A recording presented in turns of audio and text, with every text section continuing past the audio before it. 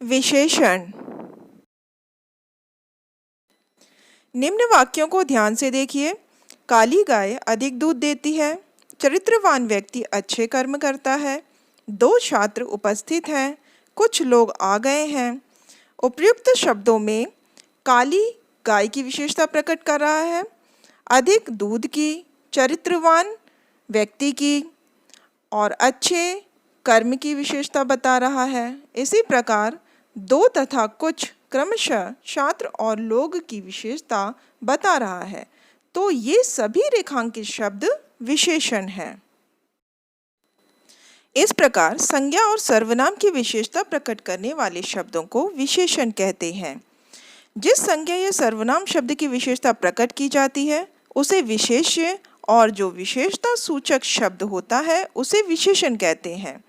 विशेषण शब्द प्रायः विशेष्य से पहले आता है। जैसे मुझे मीठे व्यंजन अच्छे लगते हैं। सफ़ेद बिल्ली को देखो, 1 किलो चीनी लाओ।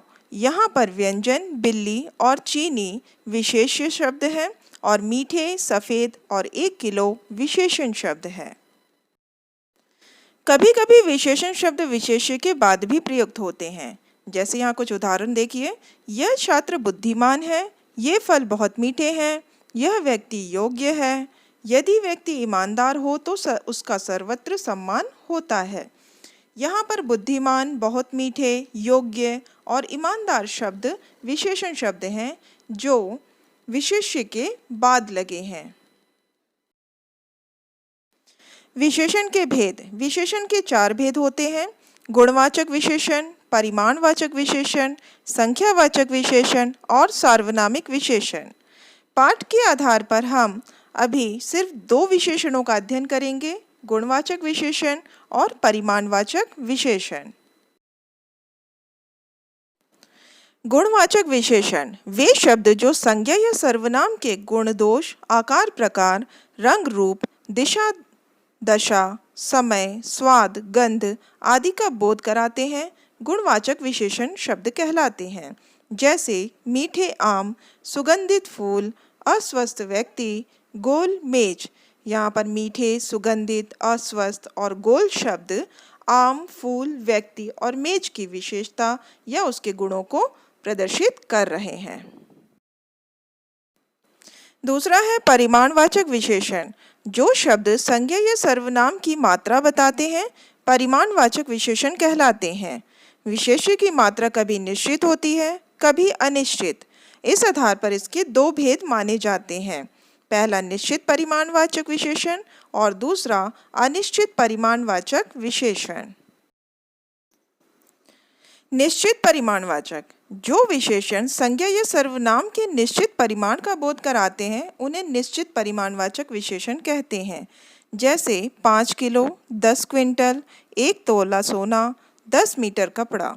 और अनिश्चित परिमाणवाचक जो विशेषण संज्ञा या सर्वनाम के निश्चित परिमाण का नहीं अपितु अनिश्चित परिमाण का बोध कराते हैं उन्हें अनिश्चित परिमाणवाचक विशेषण कहते हैं। जैसे कई किलो, कुछ क्विंटल, ढेर सारा सोना, थोड़ा सा कपड़ा। आइए अब कुछ गुणवाचक विशेषण के उदाहरण देखते हैं। यह उपयोगी पुस्तक है। प्रेमचंद हिंदी के सर्वोत्तम कथाकार थे। रंग बिरंगे फूल खिले हैं। लेखिका का राष्ट्रपति भवन में भव्य स्वागत हुआ। ऐसे कठिन कोमल चरित्र अब नहीं दिखाई देते। यहाँ पर जो रेखांकित शब्द हैं उपयोगी, सर्वोत्तम, रंग बिरंगे, भव्य, कठिन कोमल, ये सभी गुणवाचक विशेषण के उदाहरण हैं। परिमाणवाचक विशेषण के उदाहरण: 3 लीटर दूध लेते आना, 2 मीटर कपड़ा खरीद कर लाओ, 5 किलो चावल चाहिए, वह बाद में कुछ घी खाता है, हमने जरा सा पापड़ खाया है। यहाँ पर रेखांकित शब्द 3 लीटर, 2 मीटर, 5 किलो, कुछ, जरा सा परिमाणवाचक विशेषण के उदाहरण हैं। इस प्रकार बच्चों हमने यहाँ विशेषण के 2 प्रकार गुणवाचक और परिमाणवाचक विशेषण के बारे में जाना। आगे के प्रकारों को हम वीडियो के दूसरे भाग में जानेंगे। धन्यवाद।